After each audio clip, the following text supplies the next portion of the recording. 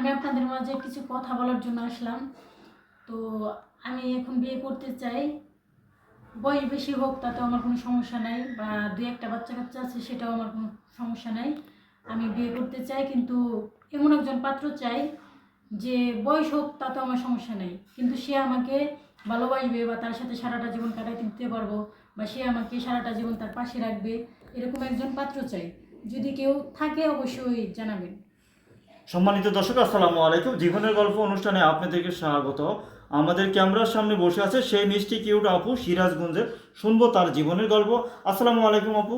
ওয়ালাইকুম আসসালাম। কেমন আছেন আপু? ভালো আছি, আপনারা কেমন আছেন? আলহামদুলিল্লাহ। আপু, তোমাকে আজ অনেক হাসি খুশি লাগতেছে কেন আপু? এই যে আজকে জীবনের কিছু কথা বলার জন্য আসছি। আসলে জীবনের কথা বললে কি মন কি হালকা হয়? হ্যাঁ, সবার মাঝে শেয়ার করে দিলে অবশ্যই মন হালকা হয়ে যায়, অনেক কষ্ট দূর হয়ে যায়, বা অনেক কিছু অনুভূতি প্রকাশ করতে পারলেও নিজের কাছে খুব ভালো লাগে। তাই। আচ্ছা আপু, তোমার বাবা কৃষি কাজ করে, তোমার মা গৃহিণী, আর তোমার ছোট ভাই বোন আছে একজন, আর তুমি। এখন সংসার কিভাবে চলে? সংসার গ্রামে না, মূলত কোনো রকমভাবে চলতে পারি। হ্যাঁ। ক্ষেত্রাত আছে, যা আবাদ করলে আমরা কোনো রকমভাবে চলতে পারি আর কি। কিন্তু তাই। এখন ফ্যামিলির অবস্থা একটু মানে বেশি একটা ভালো না, সেই কারণে আমি এখন বিয়ে করতে চাই, কারণ আমার দায়িত্ব নেওয়ার মতো এখন কেউ নাই, সেই জন্য। আচ্ছা, কোনো ভাই যদি আসলে একটা বিয়ে করছে, সে অশান্তিতে আছে, হয়তো বা কোনো কারণবশত সে আরেকটি বিয়ে করতে চাইতেছে, সেই ধরনের যদি কোনো লোক সে যদি তোমার খাওয়াইতে পারে, সেই ধরনের লোক হলে কি হবে? সেই ধরনের লোক হলেও আমি রাজি আছি, যেহেতু যদি মন ভালো থাকে তাহলে এর মধ্যে আর কিছু লাগে না। তো যদি ওরকম কেউ থাকে অবশ্যই যোগাযোগ করবে আপনাদের সাথে, আপনাদের সাথে যোগাযোগ করলে অবশ্যই আমার সাথে যোগাযোগ হবে।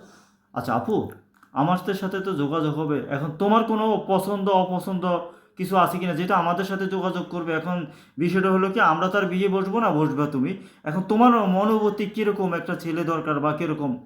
সে অসুন্দর হোক বা বয়স বেশি হোক তাতে আমার কোনো কিছু যায় আসবে না, কিন্তু তার মনটা যদি ভালো হয় তাহলে আমি তার সাথে সারা জীবন কাটিয়ে দিতে পারবো। তাই।